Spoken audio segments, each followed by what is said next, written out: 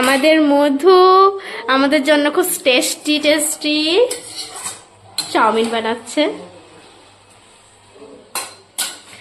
আজকে মধুর হাতে আমরা চাউমিন খাবো, অনেক দিন ধরে বায়না ধরেছিলাম, তা আজকে বানাচ্ছে টেস্টি চাউমিন। আর আমি বলেছি মধু বেশি করে বানাবি, বেশি করে বানাবি। এই যে দেখো এখানে 1 গামলা চাউমিন।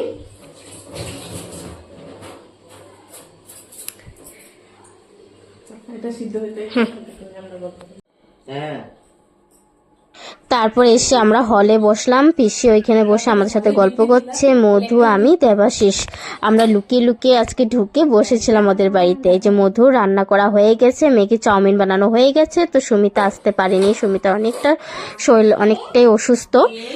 তো এখন আমরা চলে আসছি এই যে পুচুরি খেলে। পড়াশোনা করছো? পড়ো পড়ো পড়ো। হ্যাঁ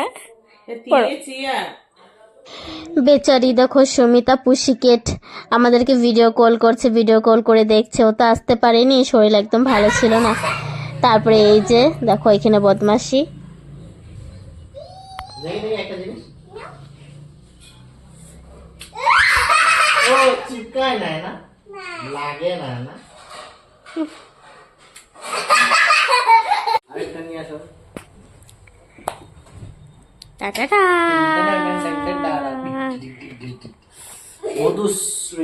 হ্যাঁ বহুত সুন্দর গন্ধ। টেস্ট এক লগে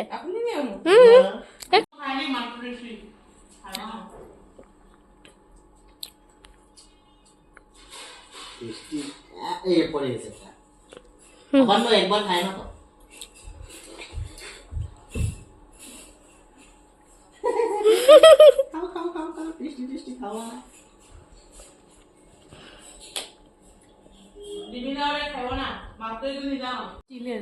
তো চাউমিনটা দেখে যত সুন্দর লাগছে না, খেতেও এতই টেস্ট। তো অল্প মুখে দিয়ে দেখেছিলাম, দারুণ বানিয়েছে, একদম এক্সিলেন্ট, কি বলবো, এত ভালো। মধু এমনও খুব ভালোভাবেই সব রান্না করতে পারে, আর স্পেশালি এরকম ফাস্টফুড টাইপের বানানো জিনিসগুলো রান্না করতে খুব ভালো পারে। মেঘি ওদিন বানিয়েছিল এত টেস্ট, আজকে চাউমিনও বানিয়েছে অনেকটাই অনেকটাই ভালো।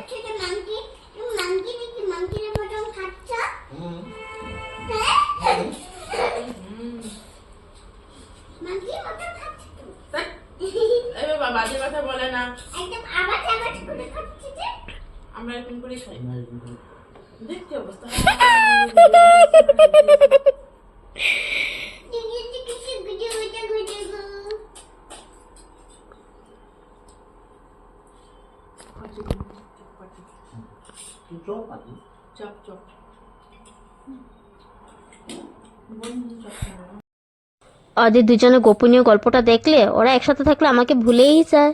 ও দেখো কিভাবে একদম দুটা মাথা লাগিয়ে দুজন একসাথে খাচ্ছে। তো আমাদের খাওয়া গল্প সব শেষ, এখন আমরা বাড়ি চলে যাচ্ছি। হ্যাঁ পনির কাবাব কই পাওয়া যায় না, তুমি না পাও। চলো টাটা মধু, টাইগা বাই বাই।